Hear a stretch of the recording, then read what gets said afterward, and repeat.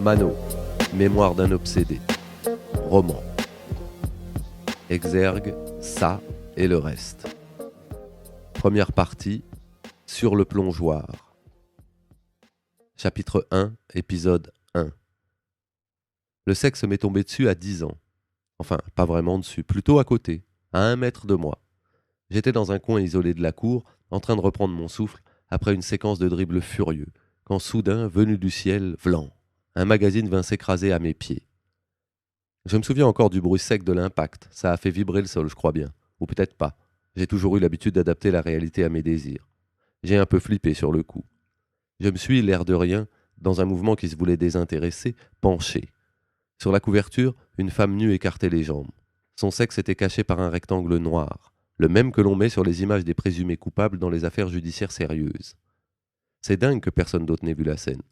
Un type balance un journal du haut de sa tour, ça fait un boucan d'enfer, en gros plan une nana à poil et à rectangle se donne au vent, et rien. Les gars continuent à jouer au foot, les filles à bêtement sauter à l'élastique. À croire qu'ils sont tous aveugles et sourds. À croire que je suis le seul être vivant de l'école. Ou que je suis l'élu. Tiens, oui, ça doit être ça. Si à cet instant précis j'étais entouré d'une bande de zombies, c'était sans doute que le sexe m'avait choisi entre tous pour me dire des choses cruciales. Pourquoi moi ? Il devait croire en mon potentiel. Je ne me suis jamais vraiment posé la question, en fait. J'ai toujours envisagé le sexe comme une évidence, une obsession constitutive de ma personne. C'était une bande dessinée porno. Il manquait beaucoup de pages et les restantes étaient sales. Je l'ai feuilleté du bout des doigts, dans les toilettes de l'école. L'odeur âcre du papier poussiéreux m'a fait éternuer. Il était question du dévergondage d'une jeune étudiante par son professeur de lettres. Enfin, l'histoire, je m'en fichais un peu. Je concentrais mon attention sur les scènes de sexe. Il y en avait une où le professeur, bel homme à lunettes, éjaculant copieusement sur une copie, chuchotait à l'oreille de son élève « Tiens, voilà ta note ». L'étudiante, yeux baissés, jupe relevée, le remerciait respectueusement. Je ne savais pas ce qu'était le sperme, mais je concluais à la vue du visage éclairé de l'étudiante que ce fluide mystérieux excitait salement les femmes. La revue datait de mars 1971. C'était écrit sur la tranche. Je tenais là un document historique, et j'en tirais une certaine fierté.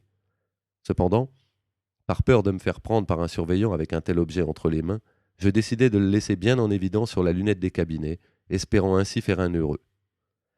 Il est intéressant de noter qu'il ne m'est pas venu un instant à l'esprit qu'une fille pourrait le trouver.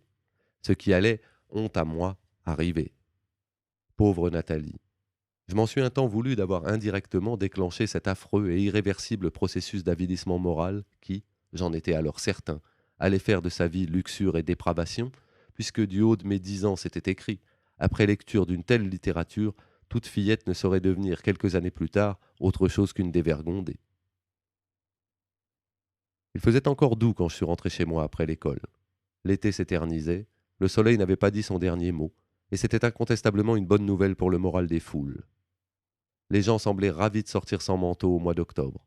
Ça les mettait dans un état de joie subtile, comme si l'intensité de leur bonheur était réglée sur celle des rayons du soleil. J'étais, moi aussi, heureux, et j'aurais voulu que ça dure toujours. Je suis passé devant le bar du Disco Ball, qui s'appelait comme ça à cause de la reproduction de la statue antique que le maire, amateur de sport et de corps masculin, avait fait installer au milieu de la place des Olympiades. J'ai jeté un œil à travers la vitre du bar. Il y avait pas mal de monde au comptoir. Des ouvriers aux grosses mains violettes, des trentenaires mal rasés, des vieux à mèches grasses jaunis par les années et le mauvais shampoing. Ma mère. Elle riait avec un type, un brun très grand, que je n'avais jamais vu. Elle était bien coiffée et portait une mini-jupe rouge, la même que la veille.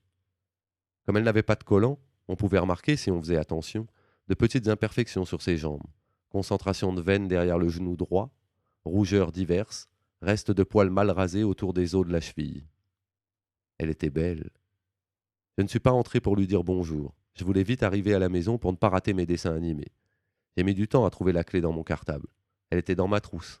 Ma mère m'avait interdit de la porter autour du cou. Elle ne voulait pas qu'on sache qu'elle n'était pas là quand je rentrais de l'école, alors qu'elle ne travaillait pas. Quand j'ai ouvert la porte, l'habituelle odeur de pisse de chat m'a sauté au nez. Je n'ai pu réprimer un haut le cœur. Rien à faire. Malgré le temps, je ne m'y faisais pas, aux déjections félines. J'ai balancé mon cartable dans l'entrée, mes baskets dans le salon, avant d'aller m'effondrer dans le canapé. J'avais grosso modo une demi-heure de tranquillité avant que ma mère ne déboule. Mon père, lui, rentrerait plus tard.